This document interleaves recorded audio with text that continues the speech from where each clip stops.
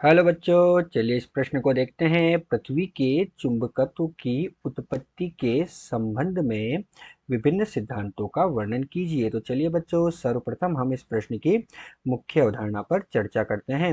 और उसके लिए बच्चों हम सबसे पहले यहाँ पर क्या लिख रहे हैं? हम लिख रहे हैं मुख्य अवधारणा। मुख्य अवधारणा। तो बच्चों हमसे क्या पूछा गया? पृथ्वी के चुंबकत्व की उत्पत्ति के सिद्धांत के बारे में पूछा गया।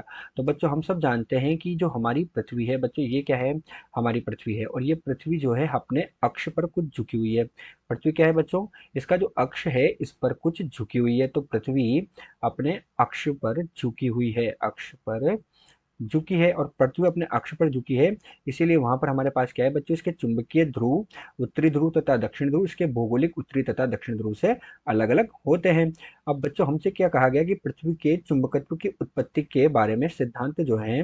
तो पृथ्वी के चुंबकत्व की उत्पत्ति के बारे में अनेक सिद्धांत दिए गए, लेकिन उनमें से कुछ सिद्धांत जो हमारे पास मुख्य रूप से है वो है, एक होता है बच्चों डायनेमो प्रभाव सिद्धांत। कौन सा सिद्धांत होता है बच्चों? डायनेमो प्रभाव सिद्धांत। और एक बच्चों हमारे पास कौन सा है? आयनीकरण सिद्धांत। एक तो है बच्चों डायनेमो प्रभाव सिद्धांत, और ये सिद्धांत जो है ये मुख्य रूप से पृथ्वी के चुंबकत्व की व्याख्या करता है। और दूसरा बच्चों हमारे पास कौन सा सिद्धांत है? दूसरा सिद्धांत है हमारे पास आयनीकरण का सिद्धांत। कौन सा सिद्धांत है बच्चों? आयनीकरण सिद्धांत। तो बच्चों यही क्या है हमारे पास? इस प्रश्न की मुख्य अवधारणा है कि पृथ्वी अपने अक्ष पर झुकी हुई है, इसलिए उसके चुंबकीय उत्तरी ध्रुव और दक्षिण ध्रुव अलग अलग होते हैं, इसीलिए वहां चुंबकत्व होता है। तथा इसको व्याख्या करने वाले सिद्धांत डायनेमो प्रभाव सिद्धांत तथा आयनीकरण सिद्धांत। अब चलिए बच्चों, अब हम मुख्य अवधारणा के आधार पर प्रश्न को हल करते हैं। और बच्चों प्रश्न के हल में हम क्या देख रहे हैं कि हमारे पास जो ये डायनेमो प्रभाव सिद्धांत होता है ये पृथ्वी के चुंबकत्व की व्याख्या करता है। तो बच्चों ये पृथ्वी के चुंबकत्व की व्याख्या कैसे करता है? तो बच्चों हमारे पास क्या होता है? पृथ्वी की जो बाहरी कोर होती है, अर्थात हमारे पास हमारी पृथ्वी है। अब उसकी जो बाहरी कोर है उसमें क्या होता है? लोहा तथा जो निकल होता है। तो लोहा तो Fe हो गया, तथा निकल जो हो गया, इन दोनों का जो मिश्रण होता है। तो लोहा तथा निकल जो होता है, इन दोनों के मिश्रण की संवहन धाराएं जो होती है।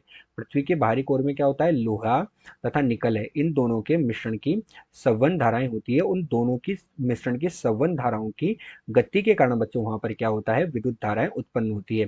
संवहन धारा की गति करी और संवहन धाराओं की गति के कारण क्या होता है बच्चों? विद्युत धाराएं वहां पर उत्पन्न होती है। और बच्चों हम जानते हैं कि पृथ्वी जो है वो अपने अक्ष पर घूमती है। अब जब पृथ्वी अपने अक्ष पर घूमती है तो घूमने के कारण वो जो विद्युत धाराएं हैं, उन विद्युत धाराओं में से चुंबकीय क्षेत्र उत्पन्न होता है। विद्युत धाराओं में से क्या हो जाता है? विद्युत धारा में से चुंबकीय क्षेत्र उत्पन्न हो जाता है। जिससे क्या होता है कि एक साइकिल पर डायनेमो लाइट, तो साइकिल का उदाहरण लेते हैं हम, कि साइकिल पर जो डायनेमो लाइट होती है उसमें यही सिद्धांत काम करता है। तो वहां से इस सिद्धांत का नाम डायनेमो प्रभाव सिद्धांत दिया गया। तो विद्युत धारा में से क्या हुआ? चुंबकीय क्षेत्र उत्पन्न हो जाता है। तो पृथ्वी की बाहरी कोर में लोहे तथा निकल की संवहन धाराओं की गति के कारण विद्युत धाराएं उत्पन्न होती है। तथा उन विद्युत धाराओं वो विद्युत धाराएं क्या होती है? चुंबकीय क्षेत्र उत्पन्न करती है, क्योंकि पृथ्वी अपनी अक्ष पर घूमती है, अपनी दूरी पर घूमती है। तो ये हमारे पास इसका प्रमुख सिद्धांत है चुंबकत्व की उत्पत्ति का। आशा करते हैं आपको प्रश्न समझ आया होगा। धन्यवाद।